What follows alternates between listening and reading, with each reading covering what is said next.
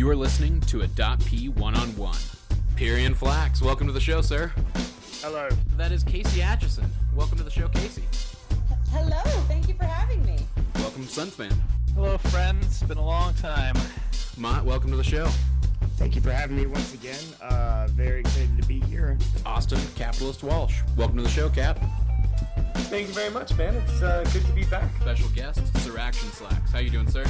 I'm doing fantastic. Thank you for having me.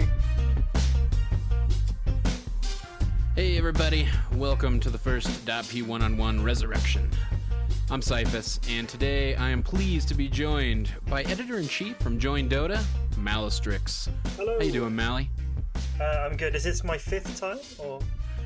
Yeah, it might be your fifth time. Maybe your fourth. Might be your fifth, though. Yeah, you might be the most frequent guest on .p at this point. Like some kind of STDM everywhere, is it? Okay. That's right. We can't get rid of you. We tried all the treatments, and it still keeps coming back. We'll have to ask the doctor. So you're just telling me you got out of a Dota game that you were rushing through kindly to come record with me on this crazy time difference that we have? Yeah, it's pretty funny. So we had an OD on our team, and he didn't really know the hero at all. And so there was a Legion on my team. I was Axe, so I would jump in. I would call the enemy, then Legion would jump in, and he would do duel. And then Outworld Devourer would use Astral Imprisonment on the person we're dueling. And this happened a lot. So we're jumping and we're like, ha, yeah, Slark, we've got you. And then he did Astral Imprisonment. And then the teammates would arrive over and over again. This happened. So in the end, our teammates were flaming like, OD, just don't use your spells. Right? So they're like, That's don't the one use thing the you spells. never want to hear. And I was trying to be positive. I was like, yeah, you can totally use it on me to save me. And the other guy's like, yeah, don't use it on me. You can use it on Axe, don't use it on me. And then the OD got all emo and he was like, oh, I know it's my fault, okay? Just stop saying that, guys. I know it's my fault. And I felt really bad for him. And then we had a Meepo on my team and he was flaming everyone. And then he kept hugging me, doing the right click so he follows me. But then we ran into a Winter Wyvern who did his ultimate. So then all the Meepos killed my Axe. It was a funny game. It was a good chat. But in the end, the OD was all emo and it's just... it was just funny. I don't know. Do you ever have games like that where people just chat? It's pretty fun. Yeah, I've had a couple of really interspersed between all the games with Ragers and even just the really solid focused teammates who are only communicating about the game and what's going on. It is nice whenever you get those games that are a little more casual. Everybody's kind of chatting, maybe making fun of each other. They're refreshing, honestly, to have. I don't know if they were chatting. Meepo was raging pretty hard, and he was saying stuff like, "You know what would be cool? Wards." Right? And then I'm like, "What are wards?" Well, he's right. They are pretty cool. Have we had those before? Cool. And then he's like, "What are you doing?" And then everyone just muted him. So I'm not sure what he did with the rest of the game. So, did you win that game? No, I did not. The OD, okay. It went horribly, and he just left. I said at the end of the game, it doesn't matter. He was one of those guys that admitted he was wrong. So he just said after it went wrong, I've only played this hero twice. So forgive me. And they're like, we're not going to forgive you. You should play against bots, blah, blah, blah. And then that's how it started. But yeah, we lost in the end, but that was good so I could join you. Yeah, I'm glad you made it. I'm sorry you lost. But so for those who may not know you, maybe we got some new listeners here who haven't gone through the back catalog yet. I'm not technically editor-in-chief anymore. So you're not technically editor-in-chief. I'm not editor-in-chief. So JoinDota has been upgraded. So there's actually more than one writer at our website now. So we have a little team, which is good. And the team is led by a guy who works in the office, JoinDota head office in Berlin. So he helps us to coordinate all our stuff. So I get to write about not just on JoinDota, but I can also help other projects that the company does. Well, that's awesome. So I get more. I wanted to do more writing and less managing. So now I get to write articles, take more time to write more fun articles than I did before. So it's a good thing for me. Yeah. Are any cool projects that you're working on right now? Well, I did some cool in-depth articles about Star Series, and I was fortunate that there's a lady called Annabelle who used to work for The Score, and she came to Berlin now. She works for JoinDota full time. So me and her, if anyone visits JoinDota, they'll see, as someone commented, "Oh wow, JoinDota's not zombie mode anymore." So yeah, we've basically got two people that sort of post every day, 3, 4, 5 articles a day now. So it's nice to work with someone who does it like as a job. So it's the end of the volunteer era, as it were.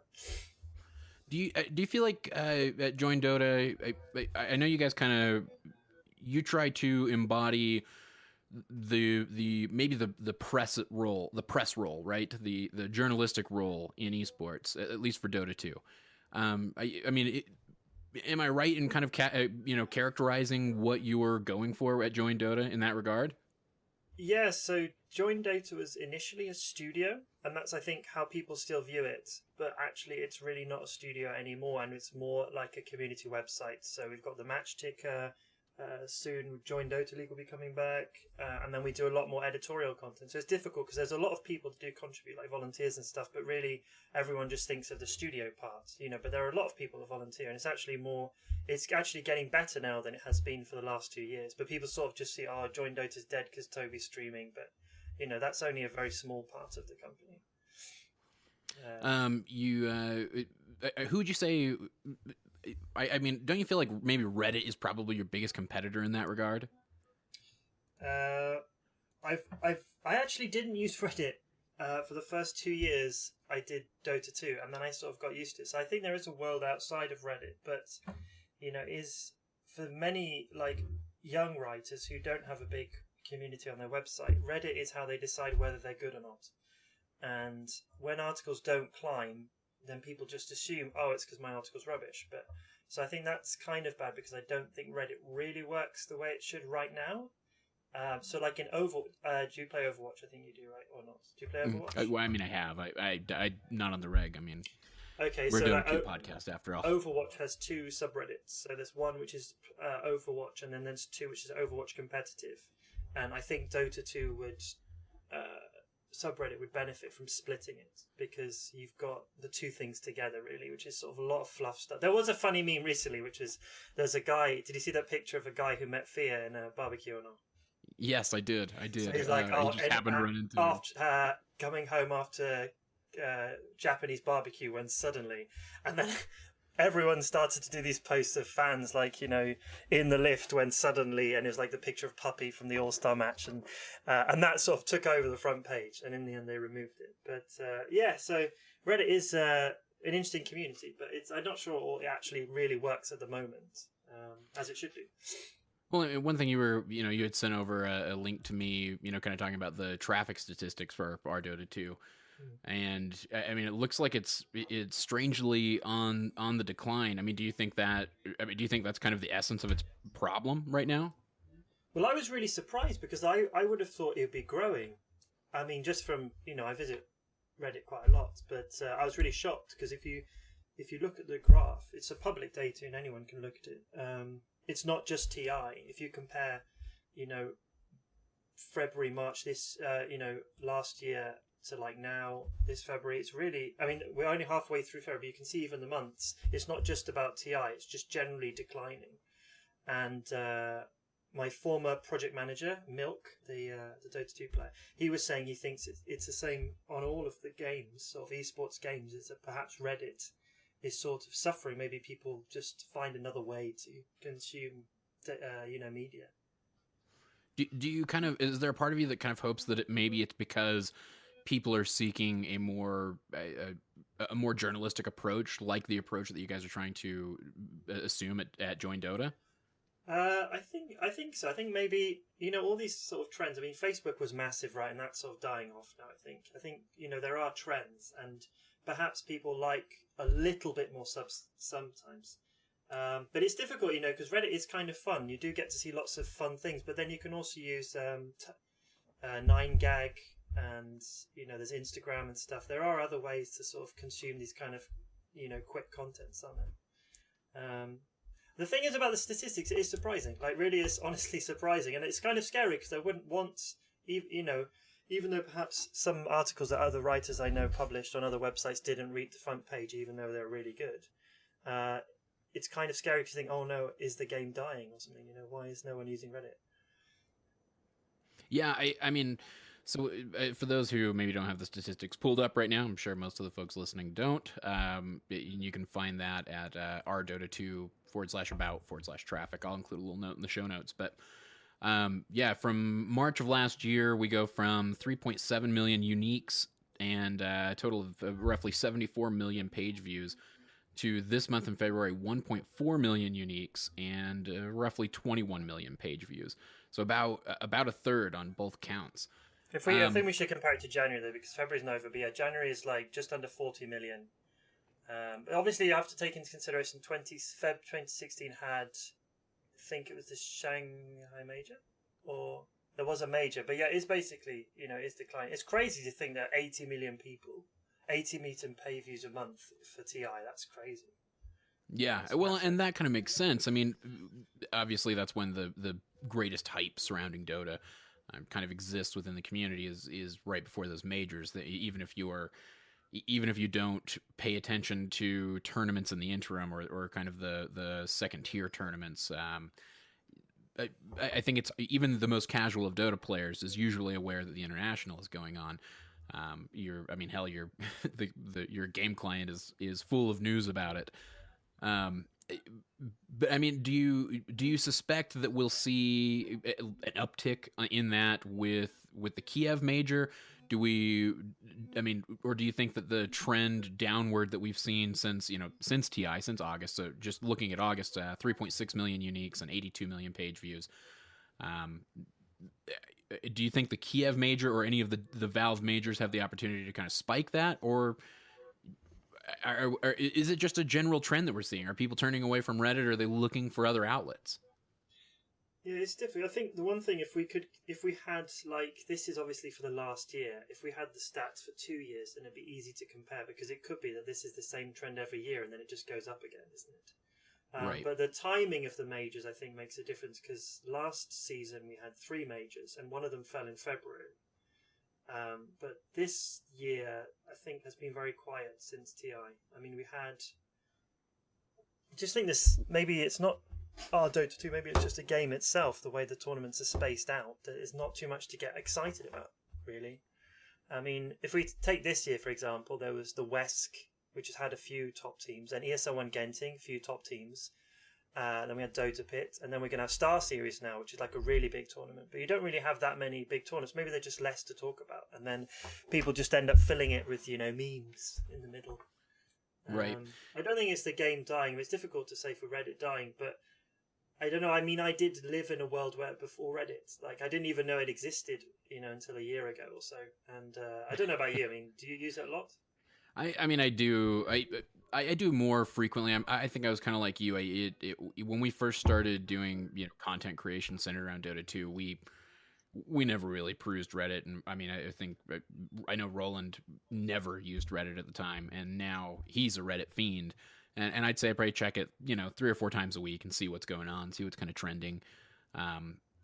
But I don't know. I think it's an interesting point, or I think it's an interesting thing to bring up. I think it's definitely a metric that previously one could have argued is worthy of utilizing to kind of analyze the health of the game and whether or not we're going to start seeing those downward trends. Because I think anybody and maybe you can kind of talk to this too, I think anybody who's involved with an esport worries that it's going to go away at any moment. I mean, it kind of, to me, it always felt like StarCraft kind of just surged and then it was gone.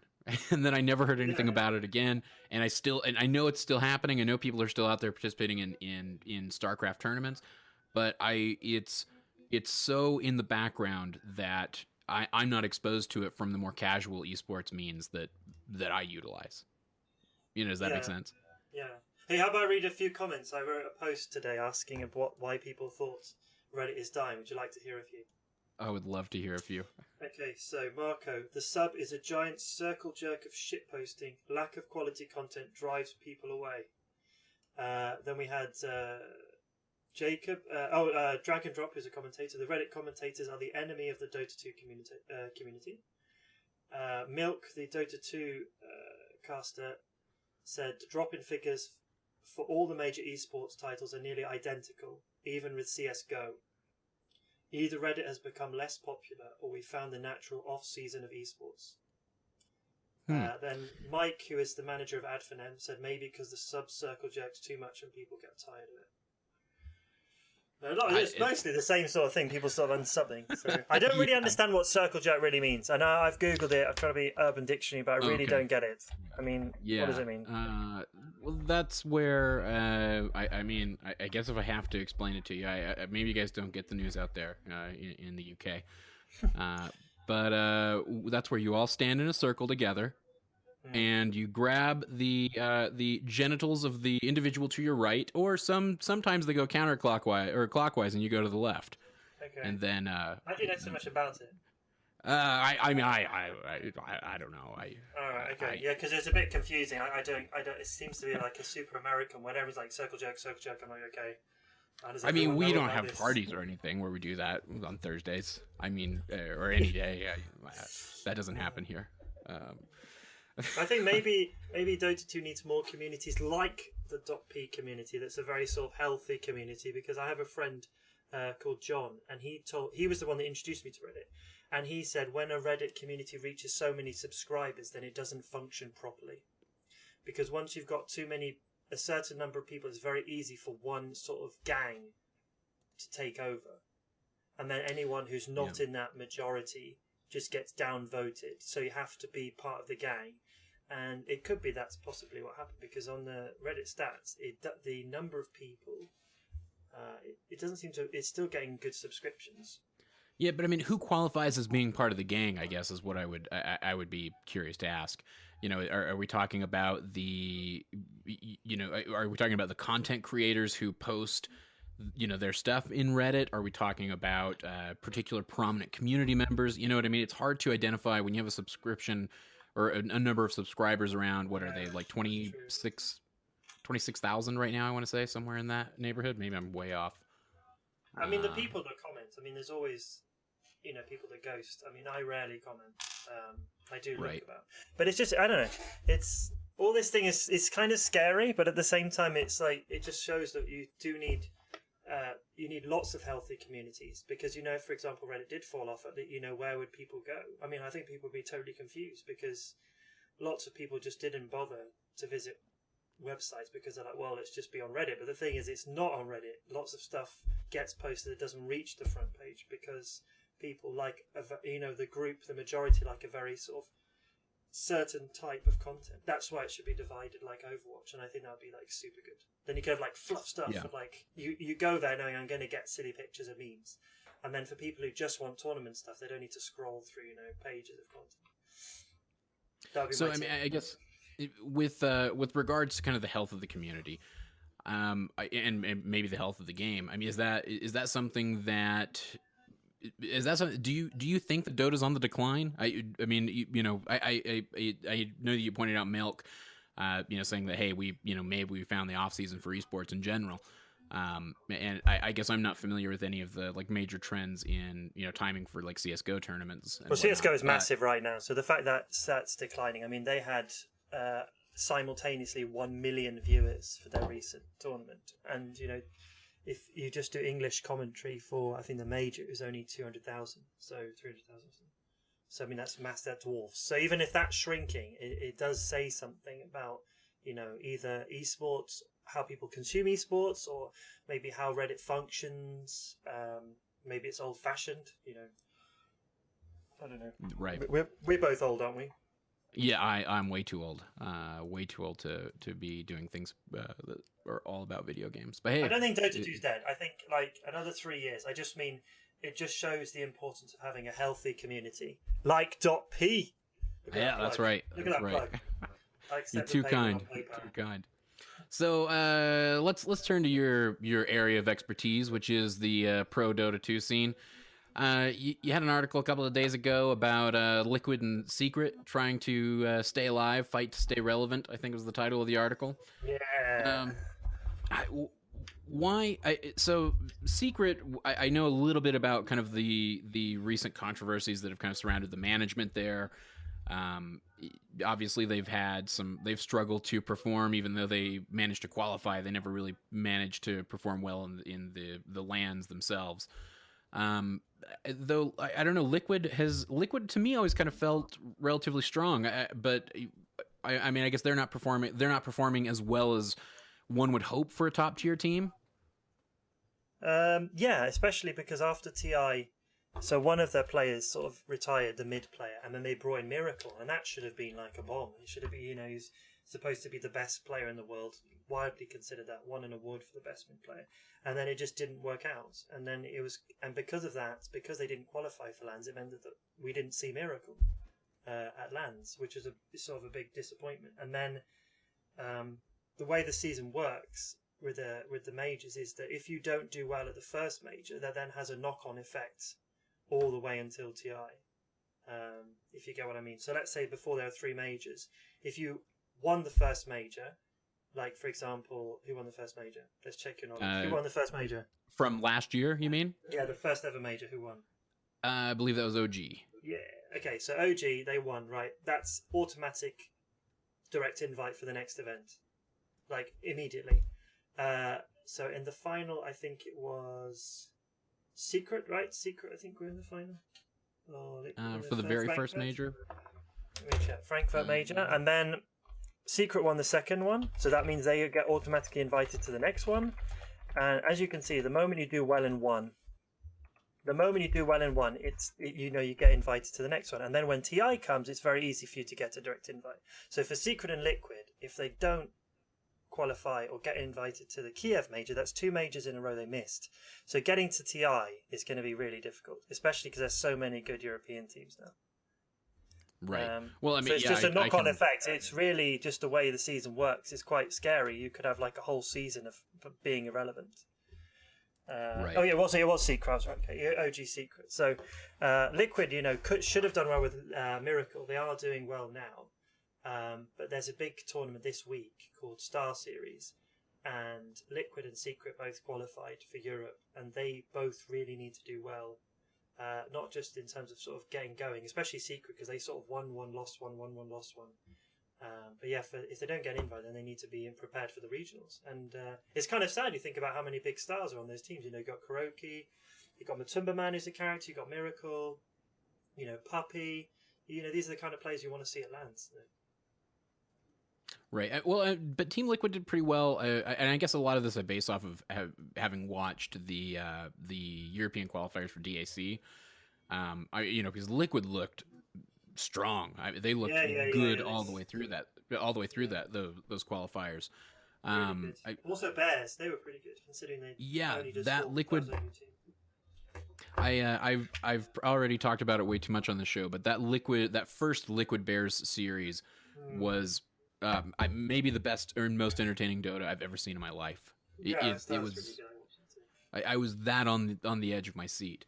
Do you find yourself being partial to the European teams, the way that maybe old Roland and I are maybe a little more partial to the NA teams? I wouldn't. I don't know. I don't think so. I think I just generally like the teams that have players that I think are nice people. So I wouldn't say the teams I support is particularly based on any type of skill. It's just like, when you meet someone who's nice, who's a good person, you want good things to happen to them. So who would be at the top of your list for those nice people that you want to root for? Matumba Man is like a nice guy. So that's I don't mind Liquid doing well. OG, EG, Secret, nah, don't have too much feeling about that. You just want nice people, really. Humble, I guess. I like Resolution from DC. He's really nice. So I guess I'd like him to do well. The Faceless Boys, Black. So yeah, it's not really based on it's not based on their nationality, just based on what kind of people I think, from my knowledge and experience of them. You would make a terrible American. Okay, that's all right though. We'll forgive you. Trump would kick me out and I never get back in. Yeah. Your great grandmother. Oh, I know where she's from.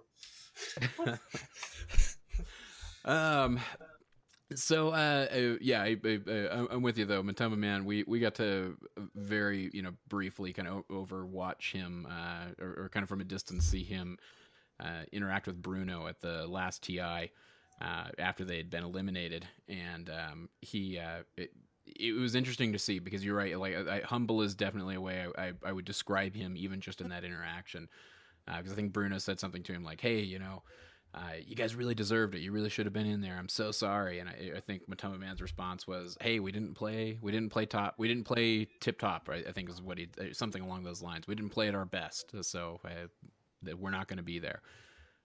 So I mean, he's an interesting guy. He was interesting to see, definitely. I think there are players that when they do well, they get cocky and they don't really sort of aloof. And when they lose, they're bad tempered. And those are the kind of players I don't really want to see, succeed. Not in like an evil way, but just like secret. I kind of like the people who are nice guys to sort of, do okay. It'd be kind of cruel in a world if all the nice people always lost all the time, Yeah. So, I since we're on the topic of Secret and Liquid, I want to touch on Secret's latest issues. They're as an organization, they've obviously taken a lot of hits lately with the way their management has treated players. Some of the stuff that's been released recently. Do you think that some of that chaos plays into Secret's poor performances?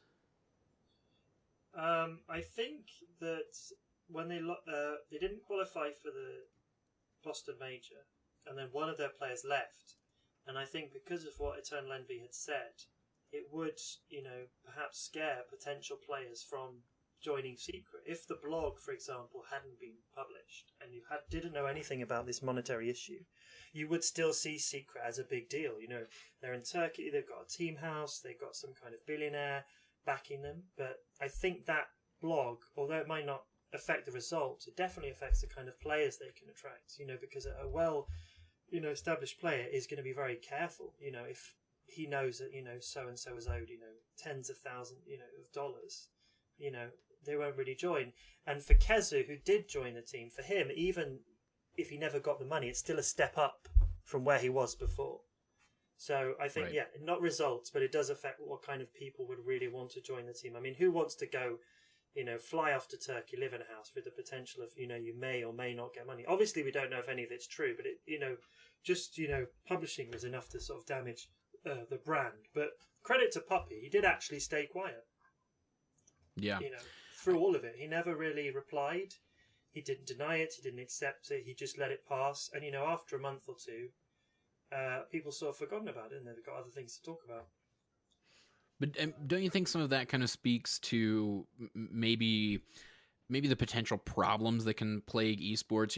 We started this interview kind of talking about the health of esports, at least as it related to potentially the Dota 2 subreddit. But I mean, don't these kinds of controversies maybe kind of shine or provide a little bit of evidence that there may not be as much longevity in esports as one might hope? I think in terms of the money, like you do see like the massive prize money and stuff, but if you think how often the people earn the money, it's just the top people. But a smaller team may rarely earn big money, so it's not really that great. The sacrifices, the risk is incredibly high. For anyone who works in esports, really, you have to accept, even as an editor or as a commentator, if you'd like, just take me for example. I've done a bachelor's degree, I've done a master's degree, and my salary, I should get technically starter salary, is much higher than what I get now. But that's just for esports. Esports is, you have to understand it's like a different bracket really. So it's very difficult to get on. Most people just accept to do badly in terms of financially just because they like esports. I think it's the same for players and stuff. So I don't think the esports longevity of esports is in danger. Just you can't expect loads of people to be like rolling around in limos or like throwing cash everywhere. It's just not going to happen. Right. But I mean, don't you think? I guess maybe more what I'm looking at is, don't you think that some level of transparency, because that's the one thing we don't have in esports in any capacity, is transparency in how players are dealt with, how organizations sign deals or negotiate with players. There's zero transparency in that regard, and I know it's a tough subject because hey, we're dealing with something internationally. It's not the same as maybe looking at like a European soccer league or the same as looking at a US based baseball league. You know what I mean? Like that, obviously it's a little bit easier when you're confined to one country or one region. when you look at esports and in particular Dota and its international popularity and its international participation, I know that it's tough to have any form of regulation, but at the same time, don't you think that organizations would benefit from maybe adopting a more transparent form of negotiation and working with players and trying to sort matters like that secret matter out, or to even just kind of stave off, way beforehand those types of issues? Yeah, I mean, I think transparency is good, but then we have to sort of consider. You mean like their salary, right? Or you mean like, is that what you mean? You think? Yeah, well, and just negotiations and contracts and I mean the types of things that we get a little bit more access to in maybe more traditional sports. Yeah, I mean, I think it's difficult in esports because once you start talking about salary, I mean, even in a normal life, you wouldn't. I mean, I guess in football you do actually know roughly how much each player earns, but the problem with esports is because the money is very weirdly organized. I say is that once one player knows how much one player gets, it'll end a sort of bidding war. And it could actually have the opposite effect, as in it wouldn't actually make it healthy if everyone knew, like, oh, even not players on the same team might not even know how much they each earn, isn't it? Should they all earn the same amount of money? Well, and sure, maybe you don't, but at the same time, maybe I'm a Kezu, and I can't be negotiating the way that a Miracle can. You know what I mean? I mean, maybe that's okay. Maybe that's a limitation we have to kind of accept to get the benefits that transparency might provide others. I think the P players are too young. I think I could understand if they're in their 20s, but they're still sort of coming to terms with themselves, and you can't expect someone like Sumail to for us to really know those kind of details. And to be honest, esports is such chaos. I think it wouldn't really do anyone any benefit to know how all these things work. But I would like to know, the transfers. If there's I don't know. It did happen before. There was in China, Xiao8 was bought by some team. I think it was Newbie, and it cost them $82,000 or something. And that's interesting to know, But do we really need to know? I mean, as long as there's nothing shady going on. I mean, I like, that if there is something going on, that it could possibly be there are journalists or someone who would actually talk about it. Because the problem with esports is that if you, for example, were owed money, you wouldn't really want to say anything because you'd say it. Then the other person would say, "Well, you told the public, I'm not going to give you any money now." So they sort of live in fear that if they do say something, they're actually never going to get it. So they sort of just play along and say, "Oh, I hope it arrives," which is a mistake I made when I was 21, just so many years ago. I was in an organisation and they owed me quite a lot of money.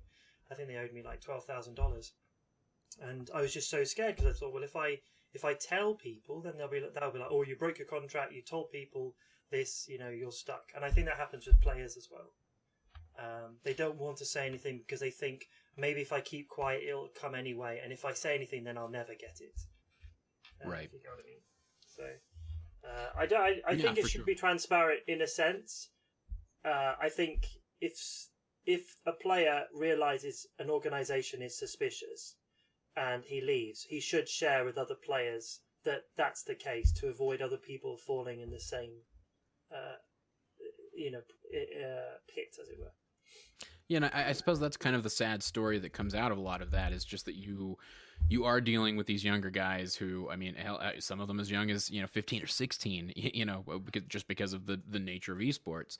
And it is kind of sad that you see players like that potentially being taken advantage of, potentially, just not knowing what a good deal is or not being able to recognize any red flags just simply because they don't have the experience. But that's the thing, isn't it? The organizations, if people are aware, again, nothing in terms of secret, we still don't know if what is said is true. So let's just say another team, for example. Sure. If unless people know that organization has shady dealings in the past, the player that joins them has no chance of surviving. So the main thing is for people in positions of power or players that join and realize something's wrong, they need to tell people that something's going on. Otherwise, these players can really, get taken for a ride, and there's really not anything not much we can do about it, really. So yeah, it's about people speaking up, and that's obviously really scary, especially if you're young and you finally made it, you've joined this cool team, and you told your parents, and you're moving to some country. And then and they're like, oh, where's the money? And you're like, oh yeah, it's coming. Has it arrived yet? Oh no, it's coming. This is esports. Don't worry, it's coming. He's not going to say, oh, actually, Mum, this is a terrible organisation. They're not going to pay me. I was lying to you. Can I come home and get my pocket money again? So, yeah. All right, people just need to be. It's difficult to say. People just need to be honest when stuff goes wrong, and try not to be afraid. If you know something dodgy is going on, you should warn people. I think that's the same with anything, isn't it? You know, if you're in the park if I was in the park and there was some strange adult following someone else's kid around, I'd like the parents to be like, you know what, there's a dodgy guy over there, watch your kid with him. You know, I want to be warned. I'm not saying all esports organisations are massive paedophiles, but I mean, in terms of doing your community a service, you should probably tell them. I was about to say, did you just compare the whole of esports to an elderly pedophile man walking around in a playground? It's not my fault. I was watching this video about Richard Lewis, and he's doing something about some CS:GO grooming young girls. I was watching that, so it's great. All these shit. I don't want to be. We shouldn't be too depressing about esports. Esports is great. DotP is great. Life is great. Everything's positive. That's right. Everything's positive. Hey, there is something positive. I want to talk a little bit about TNC. And that was another big article you wrote recently. But before that, I have a question for you.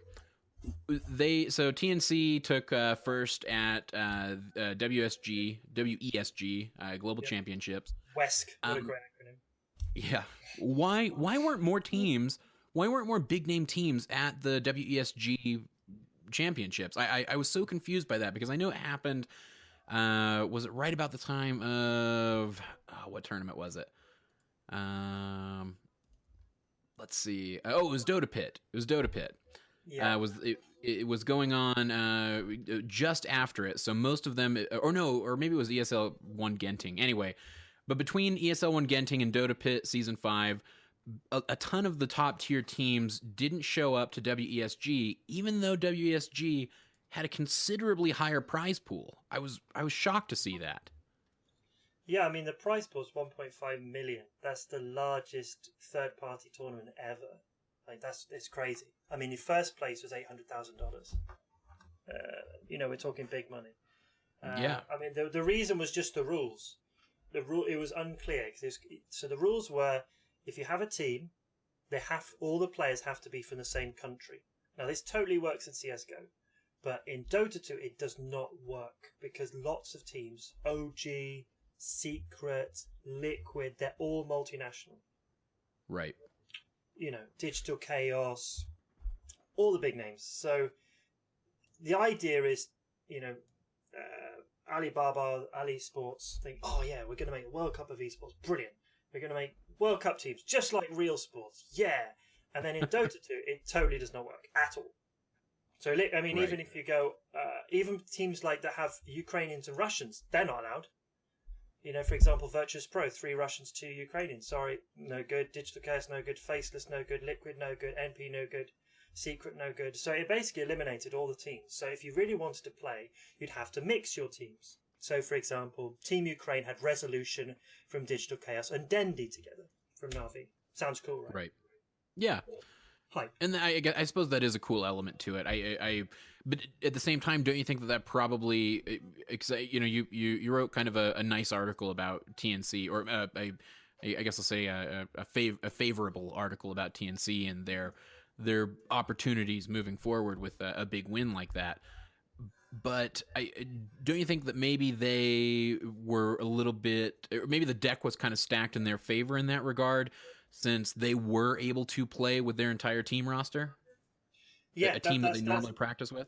That's why the rules break down. It's really cool that you could make a mixed team, but there are teams that don't need to do that. So you're creating a team that have never played together before. And obviously you also need people from the same position, isn't it? So if you had 2 Ukrainians, that's great. If they both play the same position, that's a problem, isn't it? So you'd formulate this team, and then some other team's been playing together for a year. And that's not very fair. That's where the rules didn't make sense. So it should have been you have to have 5 players from the same nation, but only 3 players can come from the same organisation or something. And that would make it fair, I think. But yeah, TNC had several things that went in their favour. So the Canadian winners, there was a Canadian winner, the Brazilian visa office. So there was a Brazilian regional finals, and if they won that, then they go to the global finals. But the Canadians couldn't get a visa for Brazil because the visa office was shut down on strike. So that was them out. America had similar problems. That's them out. And then you've got all these teams who have multinational players. They don't bother. So it was kind of like all the big teams, major teams were all out of it. And TNC then had a massive, advantage. But even saying that, I did interview one of the players, and he did realise that it's actually, they know it's like not really a big deal. But when they went back to the Philippines, they're treated like rock stars. Well, I mean, hell, I'd feel like a rock star if I walked away with $800,000. All right. It's life changing. I mean, from the people I've been telling, that is literally life changing. I mean, just even that one win, just because the value of money, from converting it to the Philippines, that's massive. I mean, they could be sorted for life if they manage it well, really. But yeah, they were even in their own music video, so it must be kind of awkward for them because they've won. They're like, "Oh, we won this tournament, or Cloud9 Alliance, but the rest are all kind of rubbish." Yeah, and then they're like, Filipino TV, "Wow, world champions!" And they're like, "No, just global champions, best Filipino esports." And they're like going on these TV shows, and they're like, "Oh, tell us about this esports, and you're number one." Yeah. And they know all of this is probably farcical because they realise that these people have no idea that we're not really global champions, and they realise it too. But all the Filipino, I think my friend was saying that even casual people, reading in the newspaper, wow, Filipino number one in esports, Dota 2, wow, I'm going to tune in. And I hope Star Series they don't get smacked too hard because that would be quite painful. I mean, how do you think champions losing in round one? What? I mean, how do you think they'll fare? I mean, what kind of odds do you give TNC moving forward? It's the same thing. It's like statistically, it's not very good because they play OG in round one, who they did beat at TI6, to be honest, which is a big match if you were at TI6. The Demon on stage, they actually beat OG. They eliminated OG, but they've got OG, they've got Secret, and then they've got either Vitality or VG. I don't think they have a good chance because only top two go through of a group of four, but I really hope they do just because I'm really worried about that community. They're so excited. The fans at the Filipino events I went were like crazy fun. So yeah, I'm kind of worried for them. So those are the people I think, if you're a .p regular, you should support them. All right. Because they play before games. That's right. That's a big hit with the religious crowd. We have a lot of religious folk here at .p. Roland himself likes to pray before every podcast. They pray. I'm not sure if what they're praying for affects, yeah. What about you? Tell me quickly. Is there any updates for your .p community you want them to know? We're just still, me and Roland are just quietly dancing every time we look at the podcast charts and see us in the top 100 for the video games podcasts. I'd say that's our biggest accomplishment. The thing that we're most excited about these days. But other than what about that, your Discord? I mean, how's that Discord going? All these fans of .p must be in the Discord by now, right?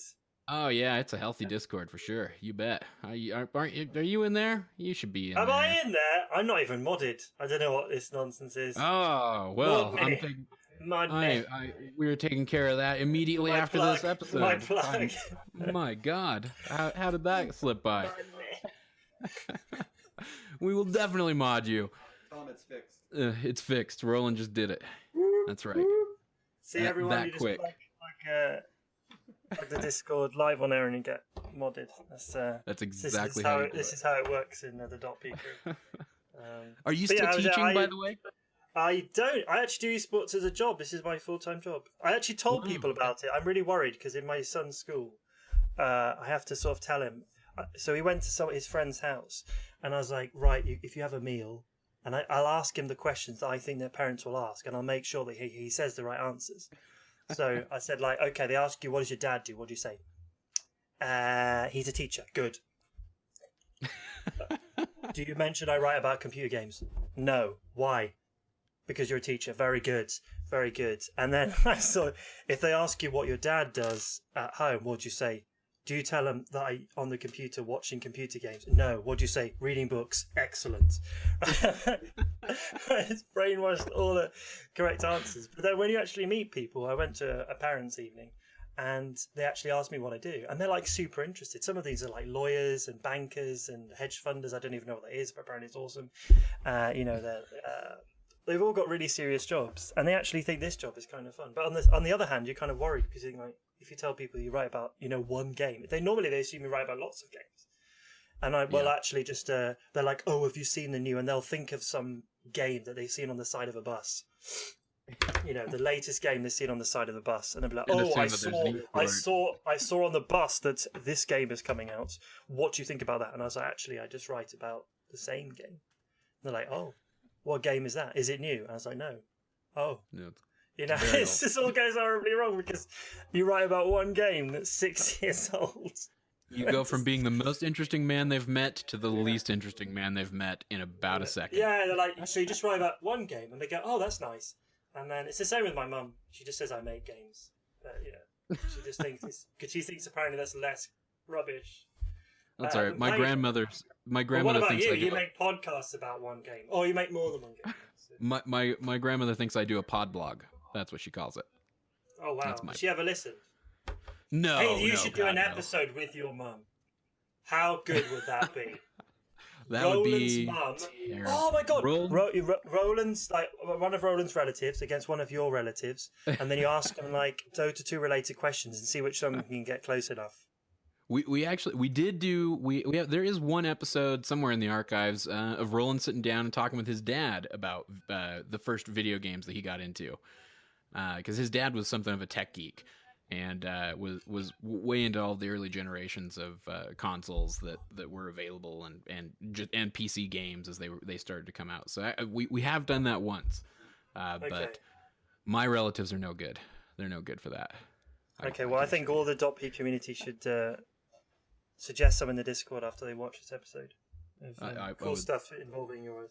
I think we've talked a lot of stuff now. I'm exhausted now. Yeah. I know. You need to get to bed. I told you I'd go 30 to 40 minutes, and here I got you at like 46. So I am going to let you go. But thank you so much for coming on. Thank you for doing the one-on-one interview. Anything big at JoinDota that we should plug or that that's going on? Oh, I think if any .p people could go over to Annabelle, who's my new colleague, she's been writing some good articles. If you could write a positive comment, that would make her happy because you just started the job last week. All right, folks, you heard it here. Go over there's only so many times you can see someone writing first. Yeah. That would be my thing. Just go and reply to our articles and be like, "Wow, mind blown! How good are you?" Where have you been? JoinDota.com, folks. Go find some Annabelle articles. Leave her a nice comment. Let her know you're supporting the show or supporting her, supporting JoinDota. And you know what? You should follow Mally on the old Twitter. He's at Malystryx GDS, and that's where you can tweet at him and tell him how terrible of an idea it is to have relatives on the podcast. That's what you can do. And remind him that you love our logo. By the way, how much you love the .p logo. I think I told Roland this, but I can't remember what happened. Like recently, a year ago, my son wet the bed, and I couldn't find any t-shirt big enough. But I got your .p 4XL t-shirt and it totally soaked up it all. So that is the most use I've got out of the t-shirt. We don't want it back then. just so I'd share that with you. Thank you. I appreciate it. I'm glad that those shirts are getting some practical use in life. All right. If you guys want to find us, we're defenseofthepatients.com. Follow us on Twitter at .p_show and hit us up on Patreon. We got another donation today. We are at like $450 out of the $500 toward the goal, towards the next big goal. We're going to do a 6-hour stream, 6 hours straight on a weekend of just all the show hosts. We're going to get together. We're going to do a big, long, like extra packed episode, but for 6 hours on stream live for everybody. That's the next big one. So, and then of course, if you sign up now, there's already a Patreon exclusive podcast up there for you to go listen to right away. It's us getting into the starter.p and all that sort of good stuff. And there's another one coming here at the end of the month. The 28th is when the next .p Patreon exclusive episode will get released. I think that's going to do it. defenselesspatients@gmail.com is the email if you want to send us questions for the Tuesday Q&A. And if you want to leave the voicemail, 888-410-7150. All right, Mally, thank you so much for coming on the show. I appreciate it. That was fun. All right, until next time, this is Cyphus for Mally saying good luck